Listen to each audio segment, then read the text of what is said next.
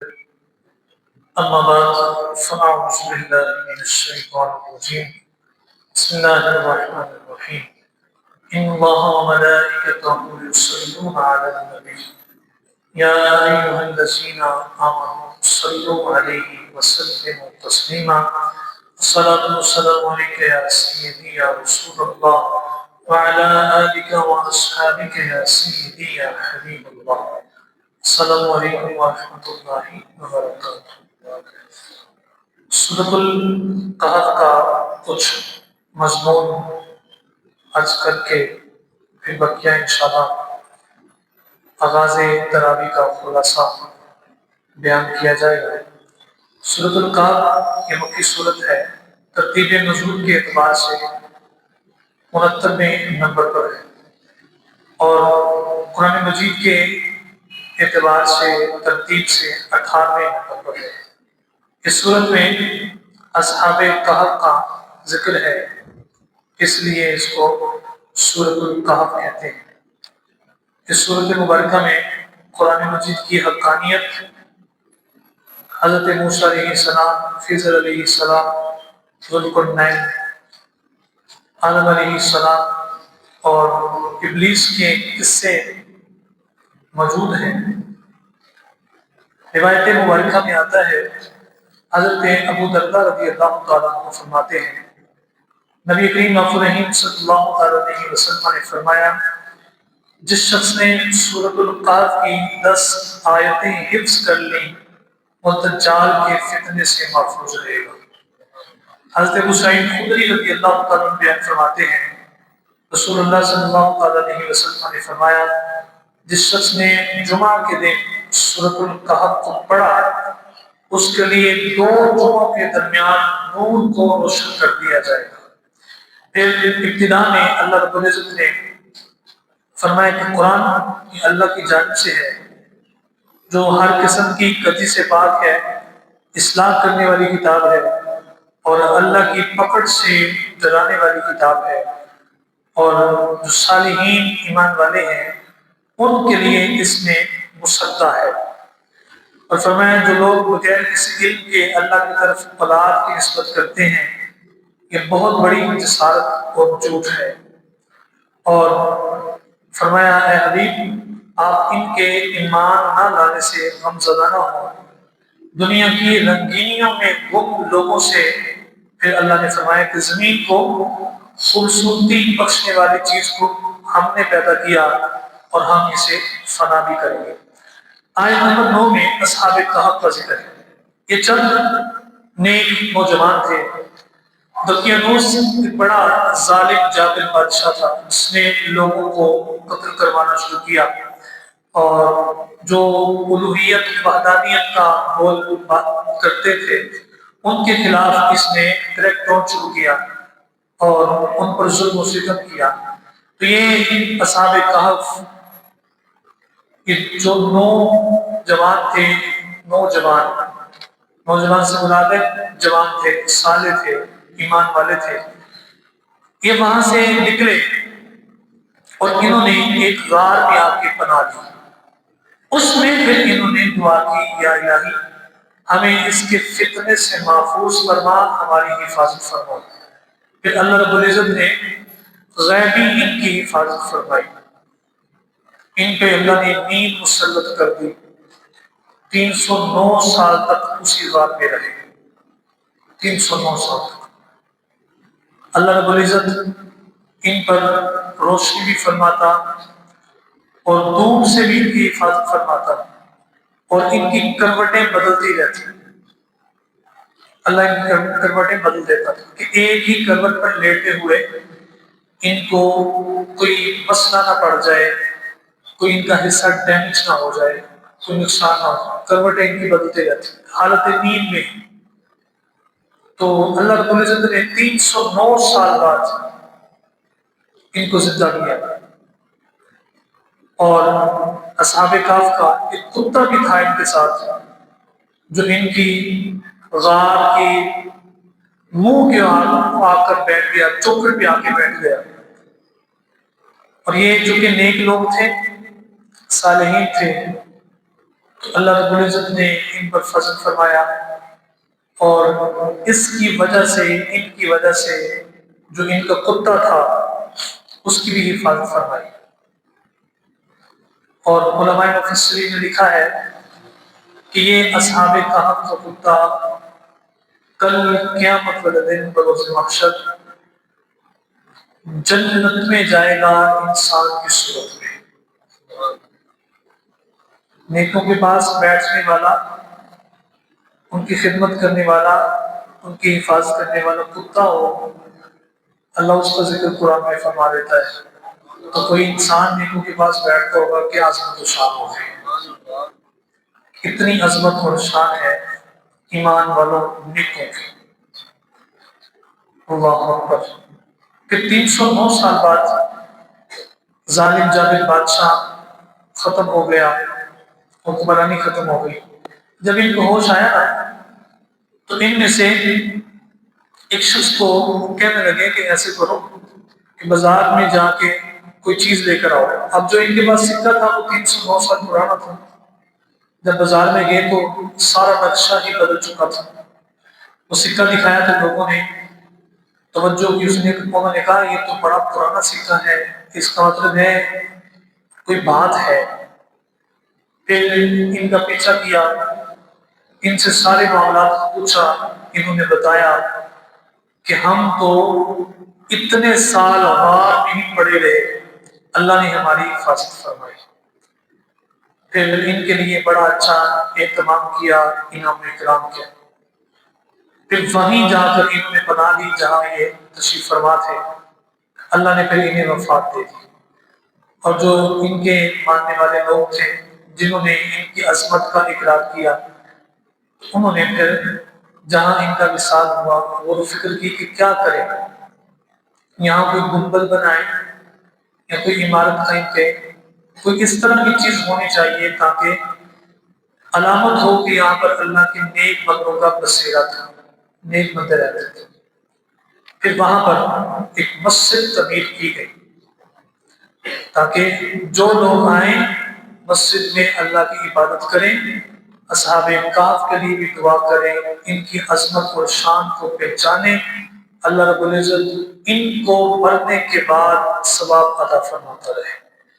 تو اس سے پتہ چلتا ہے کہ نیک لوگوں کے ساتھ جو عمارتیں ہوتی ہیں پہچان کے لیے بنا دینا، جو گنبد بن جاتے ہیں یہ بنا دینا، مسجد تعمیر کروا دینا، اس میں کوئی حرج نہیں۔ یہ بتانا ہوتا ہے لوگوں کو کہ یہ مقرب بندہ ہے جسے اللہ نے عظمت اور شان عطا فرمائی ہے۔ مفسرین نے ان کی جو تعداد ہے اور قرآن میں جو بیان ہوئی، اللہ نے فرمایا کہ وہ 7 تھے اور 8واں ان کا کتا، بار بار کتے کا ذکر فرمایا اصحاب کہف کے، اور فرمایا کہ تم ان کی تعداد کے بارے میں بات نہ کرو، اللہ بہتر جانتا ہے ان کی تعداد کتنی ہے۔ لیکن اس میں ایمان والوں کے لیے ایمان افروز یہ بات موجود ہے کہ اللہ رب العزت چاہے تو جس کو جتنی دیر موت دے کر دوبارہ زندہ فرما دے وہ اس بات پر قادر ہے، اور اللہ رب العزت اپنے بندوں کی حفاظت خود فرماتا ہے۔ پھر اس کے بعد ایک واقعہ بیان فرمایا 28 نمبر آیت میں۔ مکہ کے جو بڑے بڑے سردار تھے انہوں نے نبی علیہ السلام سے کہا کہ ہم آپ کی بات سن لیتے ہیں، آپ کے پاس جب ہم آئیں تو یہ خباب، سہیل، بلال، یہ جو بڑے بڑے صحابہ ہیں نا، یہ آپ کے پاس موجود نہ ہو۔ ہم بڑی شان و شوکت والے ہیں، بڑا پیسہ ہمارے پاس موجود ہے، مالدار ہیں، تو اس وقت آپ ان صحابہ کو ذرا اٹھا دیجیے، کیونکہ یہ بھی بیٹھے ہوں گے ہمارے برابر، ہم بھی بیٹھے ہوں گے تو ہماری شان میں کمی آئے گی۔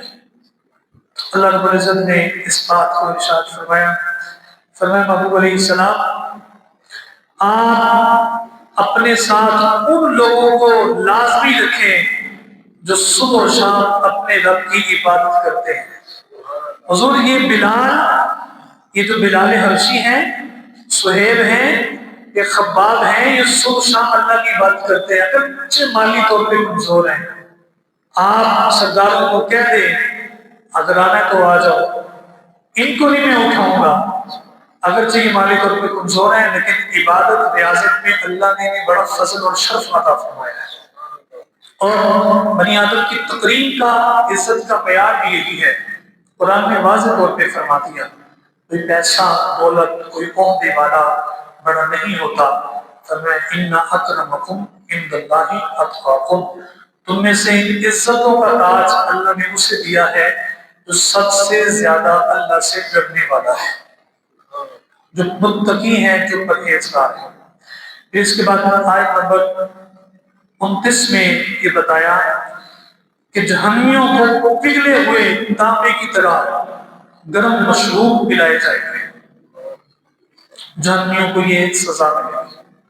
ادنا سے ادنا بھی جو جہنمی ہوگا نا اس کو ادنا سے سزا یہ ملے گی کہ اس کے پاؤں میں تانبے کے، لوہے کے، آگ سے شدت بھرے جوتے پہنا دیے جائیں گے جس سے اس کا دماغ، اس کا مغز پگھلتا ہوا باہر آ جائے گا۔ یہ ادنا جہنمی کو عذاب ملے گا۔ اللہ رب العزت ہمیں جنتیوں والے کام کرنے کی توفیق عطا فرمائے اور قبول و منظور فرمائے، اور فرمائے اہل جنت کو سونے کے کنگن اور ریشم کے حلقے اور موٹے موٹے کپڑے خوبصورت پہنائے جائیں گے، سونے کے کنگن پہنائے جائیں گے۔ اب یہاں پہ مغرب حرام ہے، وہاں سونا ملے گا، سونے کے کنگن، اور اس سونے کو یہاں کے سونے سے تشبیہ نہیں دے سکتے، وہ کتنی عظمت اور شان والا ہوگا اللہ بہتر جانتا ہے۔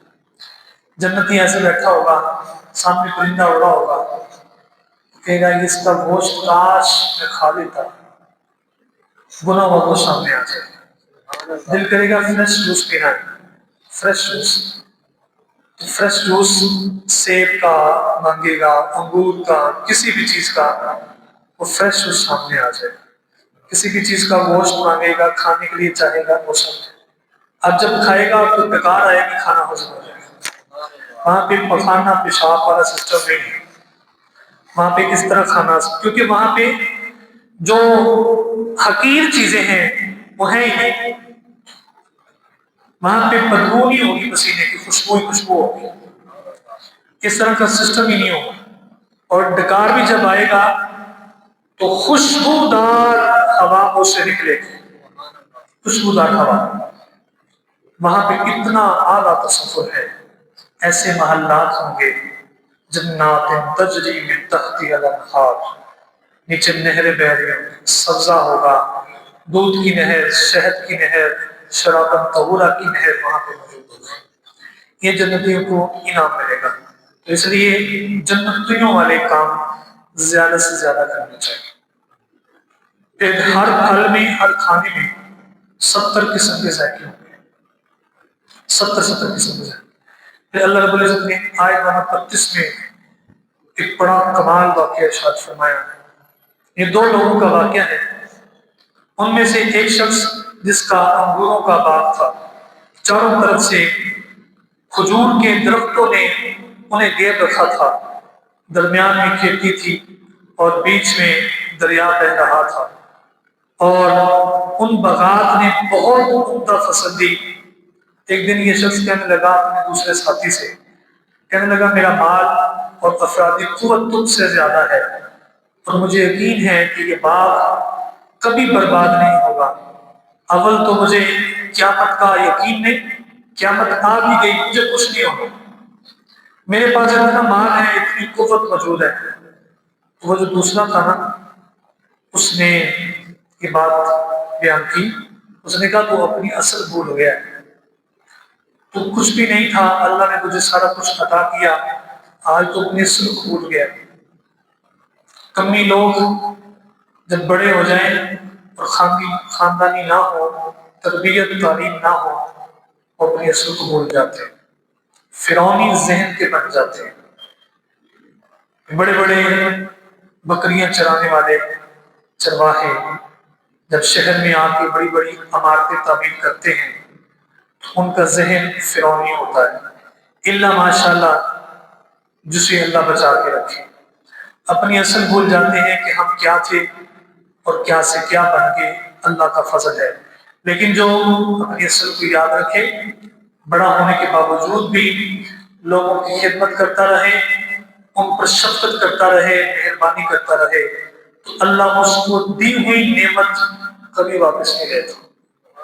اسے پھر دوسرے نے بتایا، اس نے کہا وہ اصل بھول گیا ہے، تو یہ کہہ دیتا نا ماشاء اللہ لا قوت الا باللہ، تو یہ تیرے حق میں بہتر تھا۔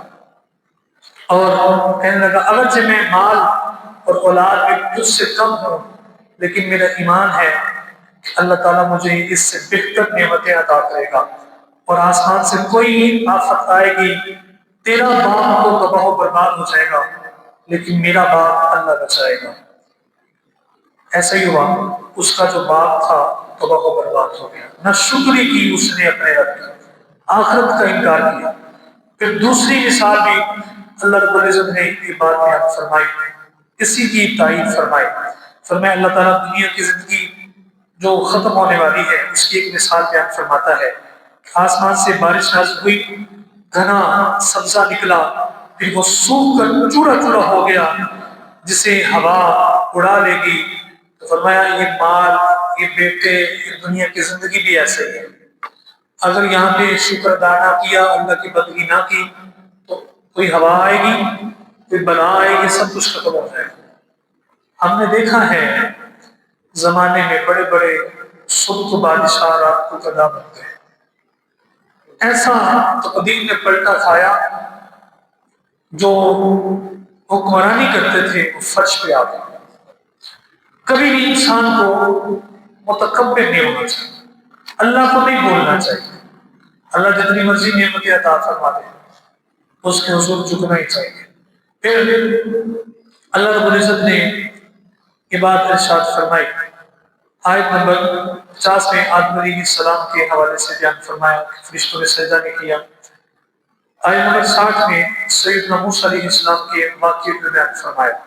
موسیٰ علیہ السلام نے بنی اسرائیل کو بڑا زور و شور کے ساتھ خطاب کیا، بڑے علمی دلائل پیش کیے، تو بنی اسرائیل کہنے لگے اے موسیٰ علیہ السلام، کیا آپ سے بڑھ کر اس وقت کوئی دنیا میں علم والا موجود ہے؟ فرمانے لگے نہیں، میں اللہ کا نبی ہوں، اس سے بڑھ کر نہیں۔ اللہ نے فرمایا موسیٰ علیہ السلام آپ سے بھی بڑا علم والا موجود ہے، آپ سے بھی بڑھ کر۔ ہم مولا یہ کیسا معاملہ ہے کہ ہم جسے چاہیں فضیلت عطا فرمائے کسی معاملے میں، ہر علم والے کے اوپر ایک علم والا ہوتا ہے۔ اسے پتہ چلتا ہے اگر کسی کو اللہ علم دینا تو وہ یہی اپنے آپ کو کہ میں خادم دین، خادم دین، میں سیکھ رہا ہوں، اور جو سکھا رہا ہوں یہ اللہ کے فضل سے ہے، کلی طور پہ مجھے ہر چیز کا علم ہے، مجھ سے بڑے بڑے علماء موجود ہیں۔ یہ اللہ رب العزت نے تعلیم اور تربیت فرمائی۔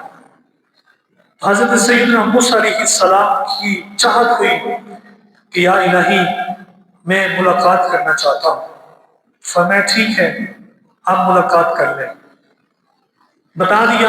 فرمایا موسیٰ علیہ السلام اپنے خادم یوشع بن نون کو ساتھ لے لیں اور ایک مچھلی بھنی ہوئی مچھلی لیں، اس کو پیس کاٹ کے اس کو روسٹ کر لیں، وہ مچھلی بھنی ہوئی اپنے ساتھ لے لیں، کچھ روٹی لے لیں۔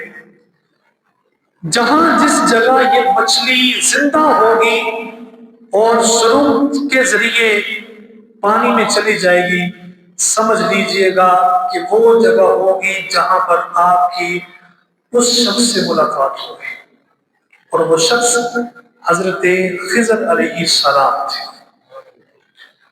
موسیٰ علیہ السلام نے یوشع بن نون کو ساتھ لیا اور مچھلی روسٹ کی، اس کو ٹفن میں ڈالا، چند کرتے رہے، سفر کرتے رہے، ایک جگہ پہ جا کے رکے اور فرمانے لگے کہ وہ جو مچھلی تھی نا وہ ہمیں دکھائی جائے، وہ ناشتہ لاؤ، ہم سفر کرتے کرتے تھک چکے ہیں۔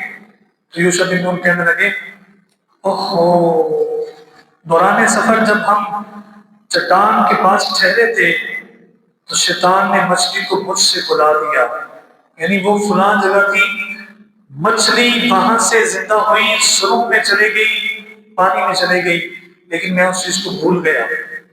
تو موسیٰ علیہ السلام فرمانے لگے وہ جو چٹان تھی نا، وہیں تو ملاقات ہونی تھی۔ تو واپسی وہاں پر گئے اور خضر علیہ السلام سے ملاقات ہوئی۔ اللہ فرماتا ہے کہ جب وہاں پہنچے پھر ہمارے ایک بندہ خاص کو وہاں پایا، جس کو ہم نے اپنی طرف سے رحمت عطا کی تھی اور علم لدنی عطا فرمایا گیا تھا۔ علم لدنی اپنی طرف سے۔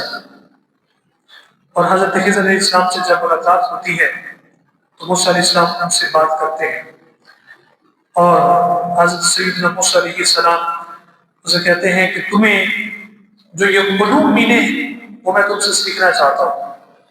تو حضرت خضر علیہ السلام نے حضرت موسیٰ علیہ السلام کو یہ کہا، فرمایا کہ جن علوم کا آپ کو علم ہی نہیں وہ کیسے ہیں، تو کیا آپ صبر کر پائیں گے؟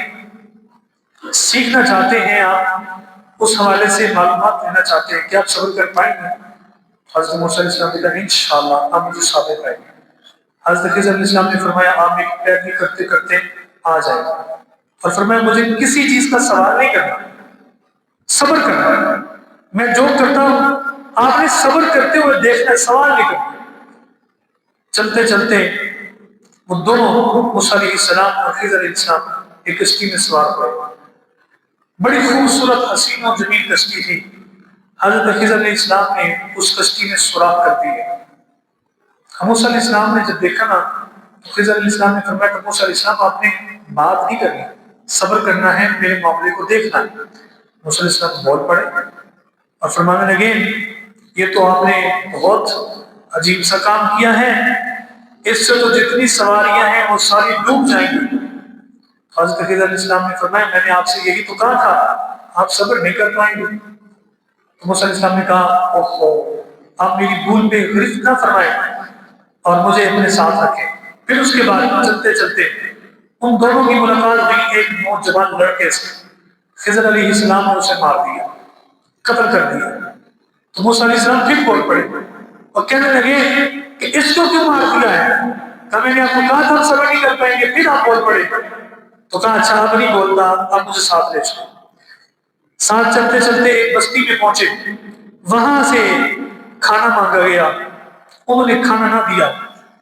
اس کے باوجود اس گاؤں کی ایک دیوار جو گرتی جا چکی تھی، گرتی جا رہی تھی، حضرت خضر علیہ السلام کو اللہ نے پاور دی تھی، آپ نے ایسے ہاتھ کے ساتھ اس دیوار کو سیدھا فرما دیا۔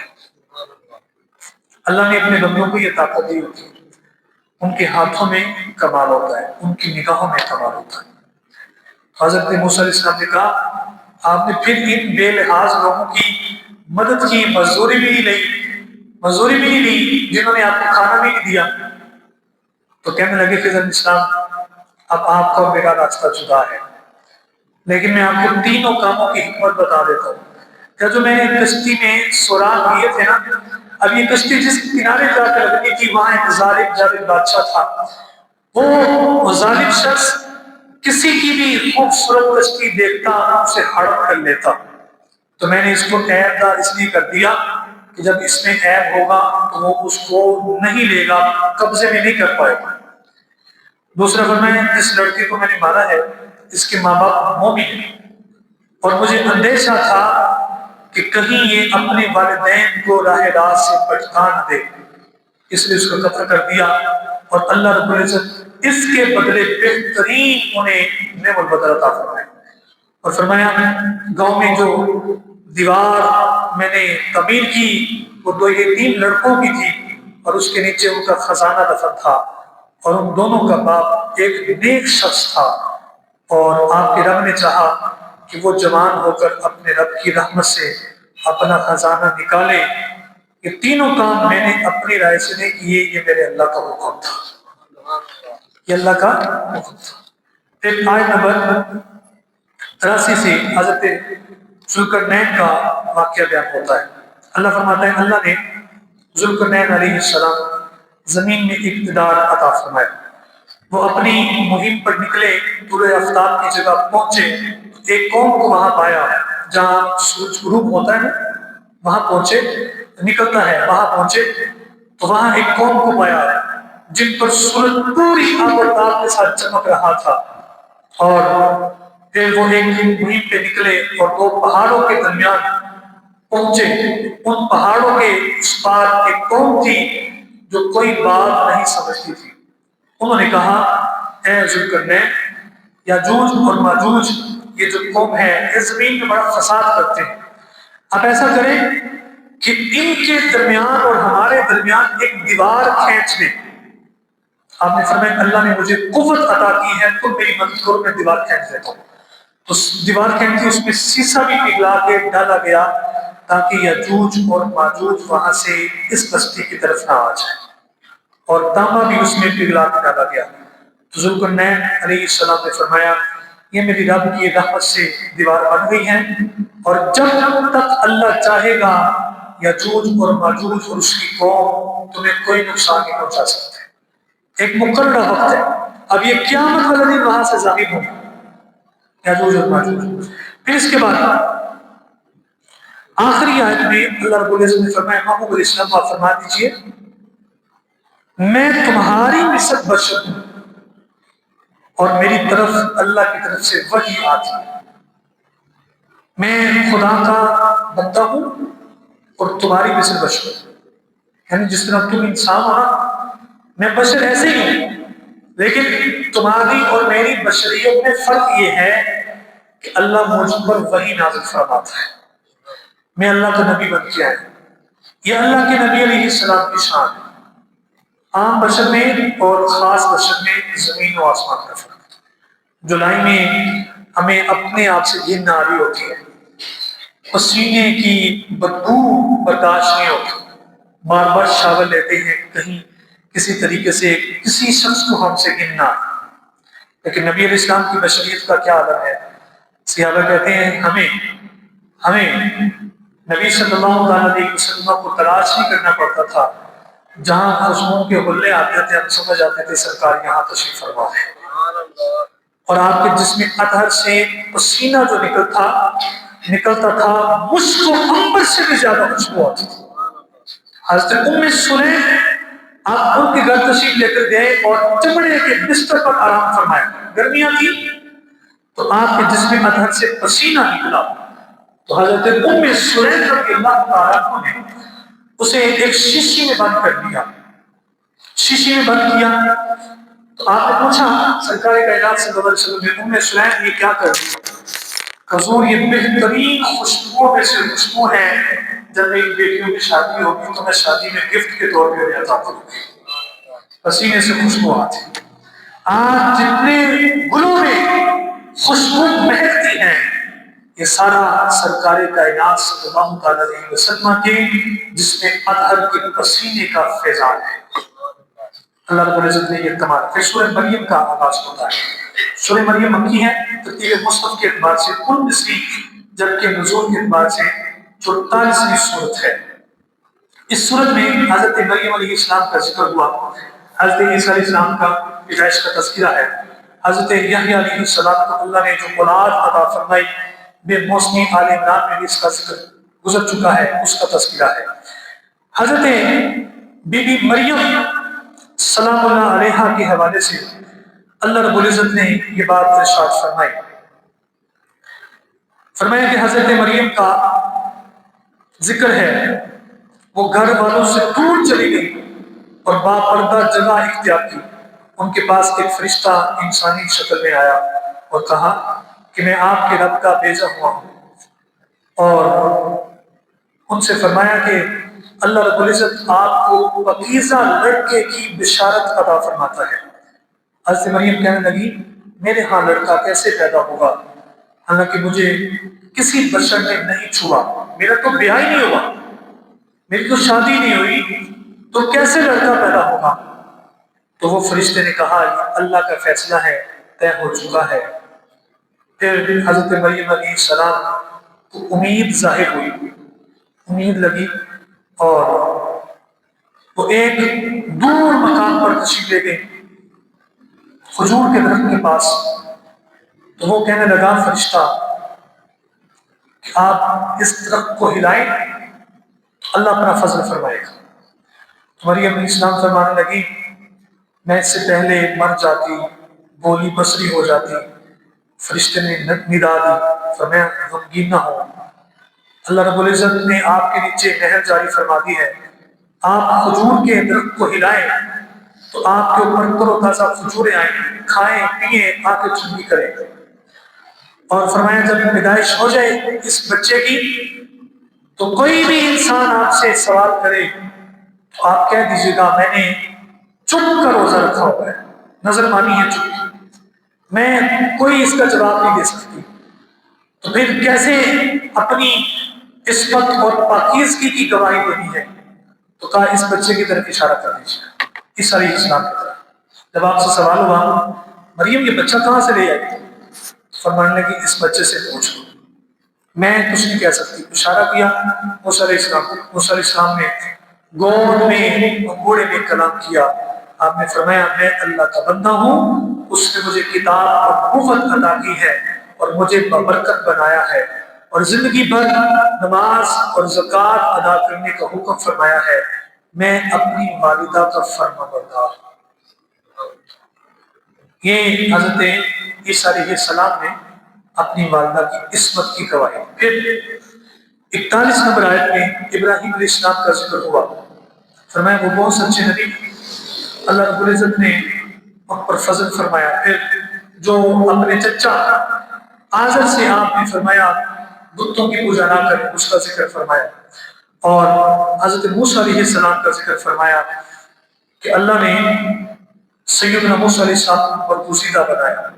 پھر فرمایا کہ ہارون علیہ السلام کی نبوت کا اللہ نے اعلان بیان فرمایا، اسماعیل علیہ السلام کے حوالے سے بیان فرمایا، وعدے کے سچے، نماز اور زکوٰۃ کا حکم دیتے تھے۔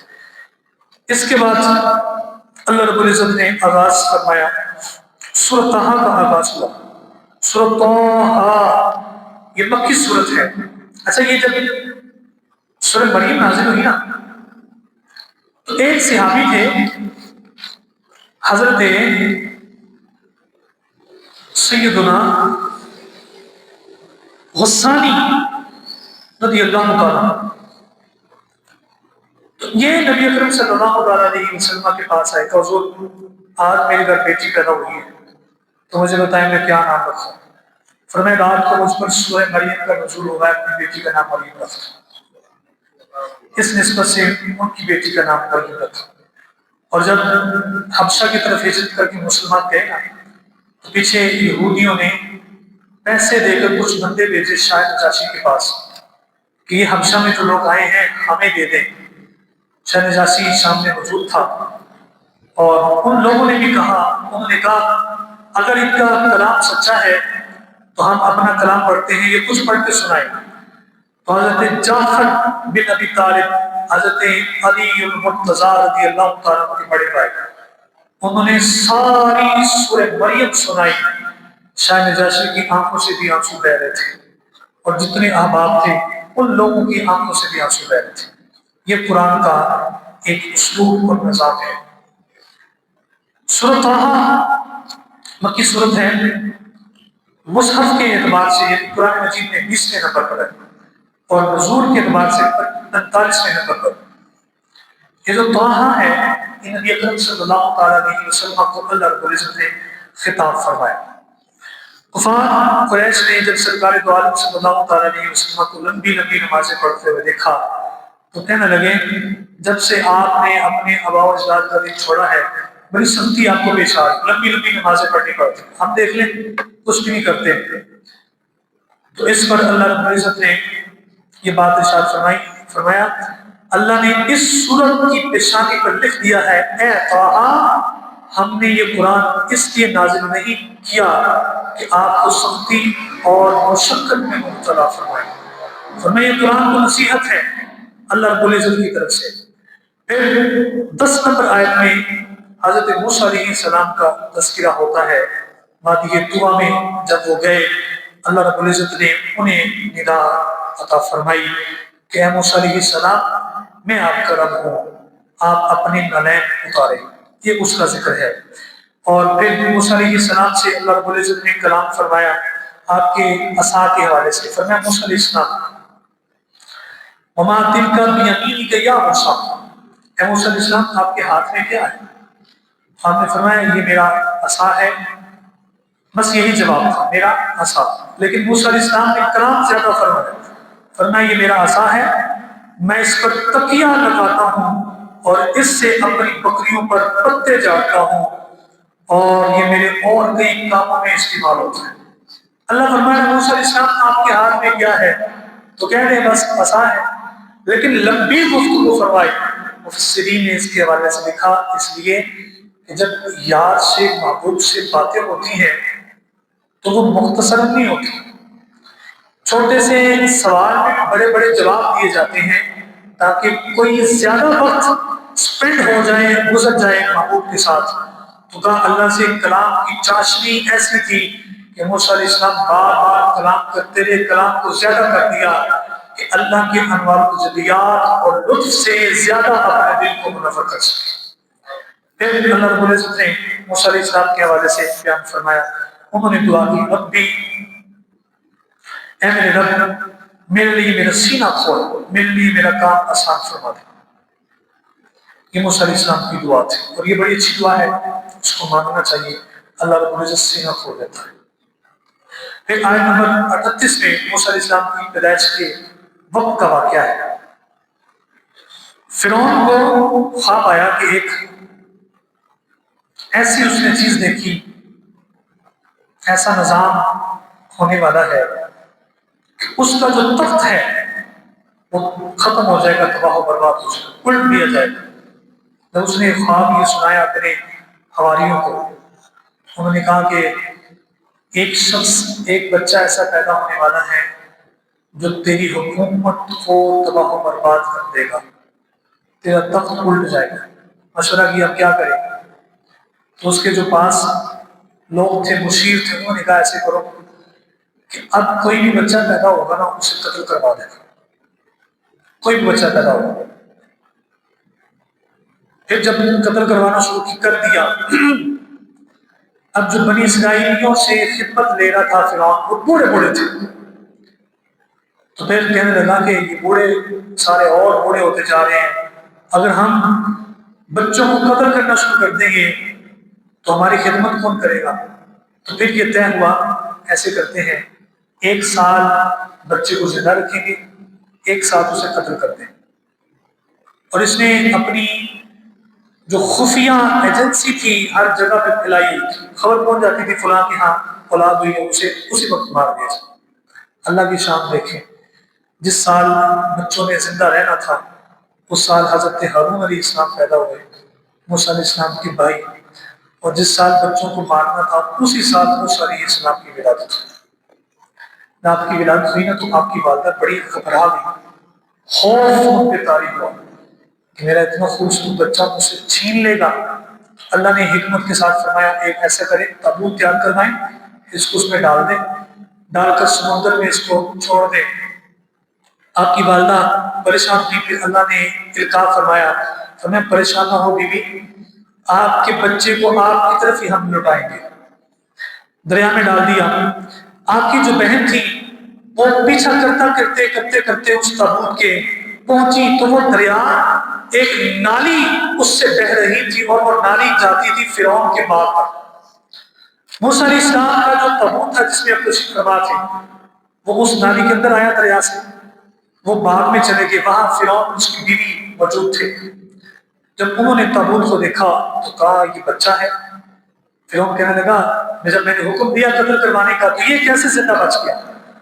تو بیوی کہنے لگی ہماری اولاد کوئی نہیں ہے، یہ بڑا خوبصورت ہے، حسین و جمیل ہے، اور مجھے اتنا یہ تیز بھی نہیں لگتا کہ بڑا ہو کر تیری جو سلطنت ہے ختم کرے گا، ایسے کرتے ہیں کہ اسے ہم پالتے ہیں۔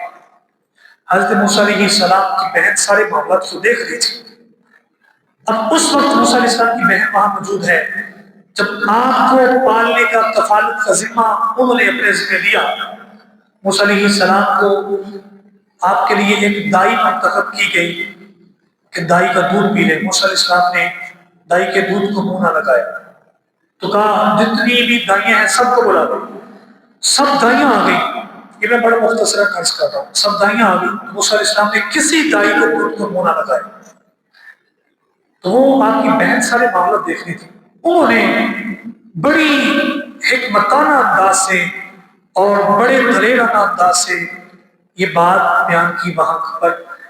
کہنے لگی مجھے لگتا ہے یہ بچہ بڑا پاکیزہ ہے، تو یہ کسی پاکیزہ دائی کا دودھ ہی پیے گا. میں عورت کو جانتی ہوں، وہ بڑی متقیہ ہیں، پرہیزگار ہیں، اللہ کی برگزیدہ ہے. اگر میرے کہنے پر اس کو بلا لیا جائے تو ہو سکتا ہے یہ اس کا دودھ پی لے. تو موسیٰ علیہ السلام کی والدہ کو بلایا گیا. اللہ کا کیا وعدہ تھا ہے موسیٰ علیہ السلام کی والدہ، اللہ آپ کو موسیٰ علیہ السلام سے ملائے گا، واپس آئیں گے موسیٰ علیہ السلام. آپ کی والدہ کو بلایا گیا. جب آپ کی والدہ نے دودھ پلانا شروع کیا تو موسیٰ علیہ السلام نے دودھ کو پی لیا.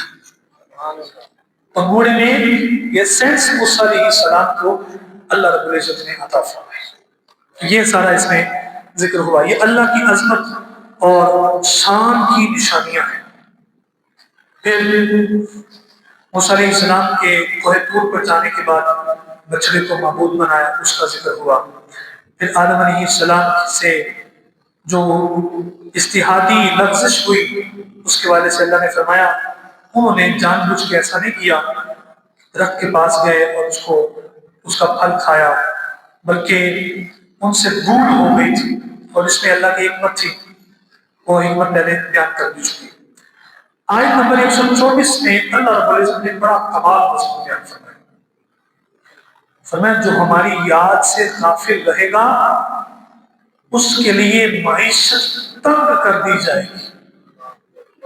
معیشت تنگ کر دی جائے گی، رزق میں کمی آ جائے گی جو ہماری یاد سے غافل ہو گیا. اور فرمایا اسے قیامت کے دن اندھا اٹھایا جائے گا. وہ کہے گا میرے رب تو نے مجھے اندھا کیوں اٹھایا ہے حالانکہ میں دنیا میں دیکھتا تھا. اللہ فرمائے گا تمہارے پاس میری نشانیاں آئی تھیں جنہیں تو نے نظر انداز کیا، اس وجہ سے آج تجھے اندھا اٹھایا جا رہا ہے. اللہ کی یاد رکھنی چاہیے ہر وقت اللہ رب العزت کو یاد کرنا چاہیے. پھر اللہ رب العزت نے یہ بات ارشاد فرمایا کہ ان کی باتوں پر آپ صبر کیجئے. سورج کے طلوع اور غروب ہونے سے پہلے اپنے رب کی حمد کے ساتھ تسبیح پڑھتے رہیے، اور رات کے بعض اوقات میں اور دن کے حصوں میں بھی اللہ کو یاد کیجئے تاکہ اللہ آپ سے راضی ہو جائے. اس کے بعد 17ویں پارے کا آغاز ہوا ہے سورہ انبیاء کا. اس کا انشاءاللہ خلاصہ کل بیان کیا جائے گا. اللہ رب العزت ہمیں جو ہم نے سنا ہے، جو بیان کیا ہے، اس پر عمل پیرا ہونے کی توفیق عطا فرمائے. اللہم صلی